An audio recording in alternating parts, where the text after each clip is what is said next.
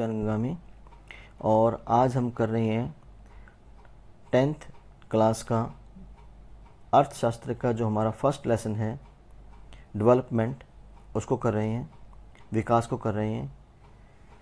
विकास की जो धारणा है वो प्रत्येक व्यक्ति के लिए अलग अलग है, अर्थात जो प्रत्येक व्यक्ति है वो विकास को अलग अलग नज़रिए से देखता है। उसके हिसाब से या उसके गणित से जो ऐसा डेवलपमेंट है, जो विकास है, वो अलग अलग है, उसके मायने अलग अलग हैं। जैसे अगर हम देखें तो कुछ जो लोग हैं वो ये कहेंगे कि अगर गांव में सभी सुख सुविधाएं हों तो ग्रामीण विकास को हम क्या कहेंगे, आर्थिक विकास कहेंगे।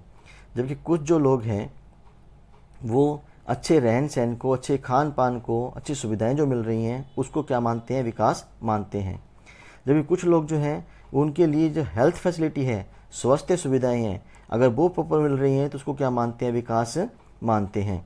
इसी प्रकार से कुछ लोग ये कहते हैं कि अगर अच्छी शिक्षा मिल रही है, क्वालिटी एजुकेशन मिल रही है तो वो विकास का एक रोल है, उससे विकास हो रहा है। कुछ लोग ये कहते हैं कि अगर डेवलपमेंट है, विकास है, तो उसमें क्या होती है, जेंडर इक्वलिटी होती है, अर्थात स्त्री और पुरुष में कोई भेदभाव नहीं किया जाता, दोनों को समान अवसर दिए जाते हैं।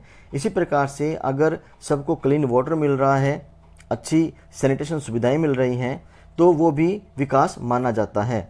कुछ लोगों के अनुसार अगर जो सोसाइटी है, जो समाज है, उसमें सस्ते मकान मिल रहे हैं, अच्छे घर मिल रहे हैं रहने के लिए, साफ सुथरी कॉलोनियाँ मिल रही हैं, तो उसको विकास माना जाता है। कुछ लोग ये कहते हैं कि अगर रोजगार बढ़ रहा है देश के अंदर तो उससे भी क्या है, विकास माना जाता है। जबकि अन्य जो लोग हैं वो ये कहते हैं कि काम बढ़ रहे हैं, जैविक खेती वगैरह की ओर हम जा रहे हैं, तो उससे भी क्या है, विकास को माना जाता है। फिर कुछ लोगों के अनुसार अगर इनइक्वलिटीज़, असमानताएं कम होती जा रही हैं अमीरों और गरीबों में, तो उसको भी विकास माना जाता है। कुछ लोग ये कहते हैं कि अगर अच्छी कॉलोनियाँ जिसमें सभी सुविधाएं उपलब्ध हों तो उसको विकास माना जाएगा। इस प्रकार से हम देखते हैं कि जो विकास के मायने हैं वो हर प्रकार के लोगों के लिए, सबके लिए क्या है, अलग अलग हैं। कुछ लोग ये कहते हैं कि अगर देश में शांति है, अच्छी न्याय व्यवस्था है, तो उसको भी विकास माना जाता है। इस प्रकार से जो डेवलपमेंट है, जो डेवलपमेंट का मीनिंग है, जो विकास का मीनिंग है, वो सबके लिए अलग अलग है। लेकिन फिर बात ये आती है कि इस विकास को मापा कैसे जाए वो कौन से पैमाने हैं जिसके आधार पर विकास को मापा जा सकता है कि एक देश कम विकसित है, एक देश विकासशील है या एक देश विकसित है, उसके क्या मायने हैं, हम डेवलपमेंट को परिभाषित कैसे करते हैं। जो देश हैं वो देश ज़्यादातर डेवलपमेंट को परिभाषित करने के लिए, विकास को परिभाषित करने के लिए आय का सहारा लेते हैं, राष्ट्रीय आय को महत्व देते हैं, प्रत्येक देश की राष्ट्रीय आय को देखा जाता है। अब जहाँ तक आय की बात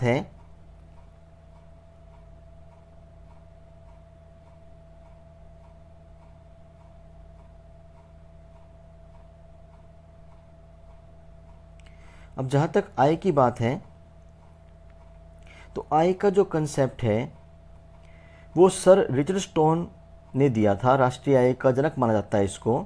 ये कैम्ब्रिज विश्वविद्यालय में वैसे तो कानून के बारे में पढ़ रहे थे, लेकिन जो अर्थशास्त्री केन्ज थे उनके प्रभाव में आकर के इन्होंने अर्थशास्त्र को स्टडी किया और राष्ट्रीय आय का कंसेप्ट दिया।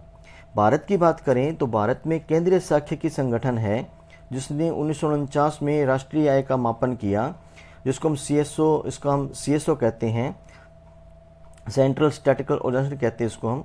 ये राष्ट्रीय आय का खाका तैयार करता है और यही प्रति व्यक्ति आय को भी मापता है। नाउ अब राष्ट्रीय आय से हम किस प्रकार से विकास को मापते हैं।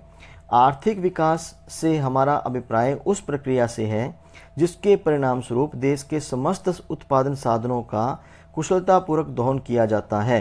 साथ ही साथ राष्ट्रीय आय और प्रति व्यक्ति आय में लगातार दीर्घकालिक वृद्धि होती रहती है और जीवन स्तर में और मानव विकास सूचकांक में भी सुधार की स्थिति उत्पन्न होती है।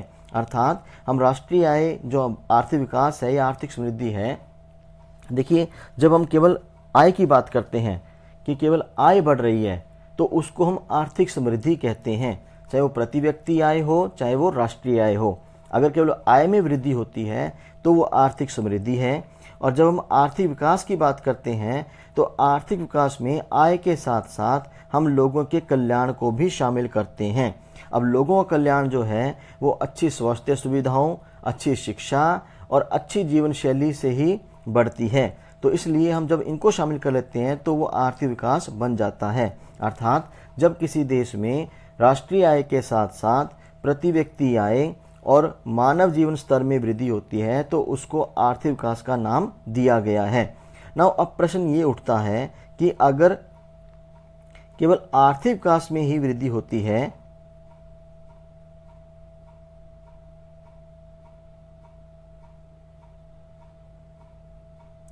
तो क्या राष्ट्रीय आय में जो वृद्धि है वो जीवन स्तर में सुधार को भी दर्शाती है? क्या वो लोगों का कल्याण भी करती है? अगर हम केवल राष्ट्रीय आय को देखें कि केवल राष्ट्रीय आय में बढ़ने से कि लोगों की आय बढ़ रही है, लोगों की आय बढ़ने से क्या उनके कल्याण में वृद्धि होती है? हमारे सामने प्रश्न ये है। अगर हम इस प्रश्न का उत्तर दें कि आय बढ़ने से कल्याण वृद्धि होती है या नहीं होती, तो इसके लिए हम ये देखते हैं कि लोगों का कल्याण है वो बहुत सी बातों पर निर्भर करता है। हो सकता है कि जो राष्ट्रीय आय है वो केवल पूंजीगत जो उत्पादन है उसके बढ़ने के कारण हो रही हो, जैसे गोला बारूद का उत्पादन ज़्यादा कर दिया, पूंजीगत वस्तुओं का उत्पादन ज़्यादा कर दिया, जबकि उपभोग वस्तुओं का उत्पादन कम किया गया तो राष्ट्रीय आय तो बढ़ेगी। लेकिन उपभोग वस्तुएं उपभोक्ताओं के लिए होती हैं, लोगों के लिए होती हैं। तो राष्ट्रीय आय जो है उसमें वृद्धि के परिणाम स्वरूप आर्थिक कल्याण में वृद्धि होगी या नहीं होगी, ये कुछ बातों पर निर्भर करेगा। ये नंबर 1 जनसंख्या वृद्धि दर, आय अर्जित करने के तरीके, काम करने की स्थिति, खर्च करने की विधि, फैशन और स्वाद, इन सब पर ये बातें निर्भर करेगी। हो सकता है कि जो राष्ट्रीय आय बढ़ रही है वो केवल कीमतों में वृद्धि के कारण बढ़ रही हो तो फिर लोगों का कल्याण नहीं होगा, क्योंकि महंगाई बढ़ रही है, महंगाई से लोगों का कल्याण नहीं होता। इसी प्रकार से जो आय कमाई जा रही है वो इल्लीगल तरीके से कमाई जा रही हो, गैर कानूनी तरीके से कमाई जा रही हो, अगर गैर कानूनी तरीके से कमाई जा रही है तो भी राष्ट्रीय आय में जो वृद्धि है वो कल्याण में वृद्धि नहीं करेगी। तो इस प्रकार से हम देखते हैं कि जो राष्ट्रीय आय में वृद्धि है वो आर्थिक विकास का सूचक नहीं है, केवल राष्ट्रीय आय में वृद्धि। नौ इसके बाद हम बात करते हैं कि आर्थिक विकास को मापने के लिए विभिन्न देशों में विभिन्न तरीके अपनाए जाते हैं। इसी प्रकार से एक यूएनडीपी का प्रोग्राम चला था 2010 में, जिसको हम यूनाइटेड नेशन डेवलपमेंट प्रोग्राम का नाम देते हैं। उसने 2010 में एक एचडीआई सूचकांक बनाया। एचडीआई सूचकांक क्या है? ह्यूमन डेवलपमेंट इंडेक्स, मानव विकास सूचकांक। इसमें विकास को मापने के लिए 3 संकेत लिए गए। पहला संकेत है जीवन प्रत्याशा सूचकांक, दूसरा संकेत है शिक्षा सूचकांक और तीसरा जो संकेत है वो है आय सूचकांक। जीवन प्रत्याशा सूचकांक क्या होता है? जीवन प्रत्याशा सूचकांक जो है वो ये बताता है कि औसत रूप से एक व्यक्ति कितने साल जिंदा रहता है। जैसे अगर हम भारत की बात करें तो भारत में जो औसत आयु है वो 65 वर्ष है। एक जो व्यक्ति है वो 65 साल पुरुषों के लिए 65 साल स्त्रियों के लिए और 63 साल पुरुषों के लिए है। भारत में 65 साल जो है वो एवरेज आयु को निर्धारित किया गया है। 65 साल जो है वो औसत आयु है। शिक्षा सूचकांक की बात करें तो ये प्रतिशतों में मापी जाती है। फिर आय सूचकांक में हम प्रति व्यक्ति आय को शामिल करते हैं।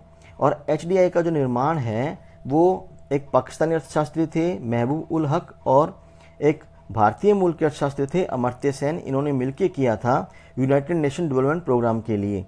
ये जो सूचकांक है एचडीआई सूचकांक जो है वो प्रत्येक वर्ष मानव के विकास की जो गणना है वो करता है और उसके आंकड़े पेश करता है।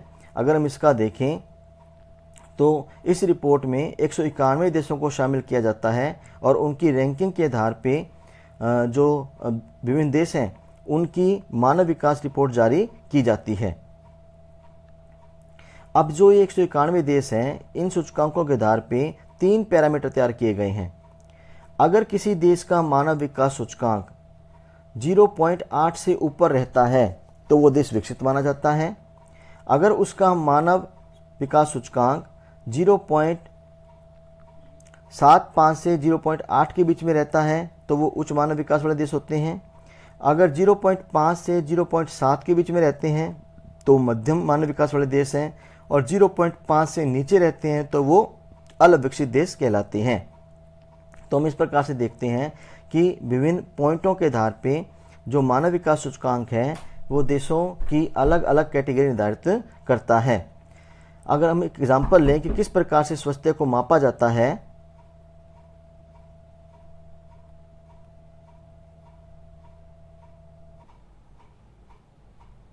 अगर हम ये देखें कि स्वास्थ्य को किस प्रकार से मापा जाता है, तो देखिए इसके लिए एक शरीर द्रव्यमान सूचकांक तैयार किया गया है।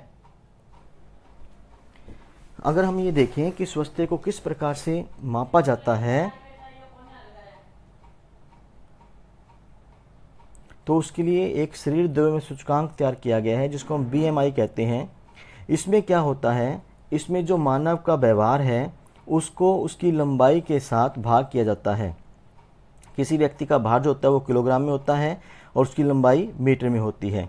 फिर उस जो भार होता है व्यक्ति का, उसको उसकी लंबाई से भाग कर देते हैं।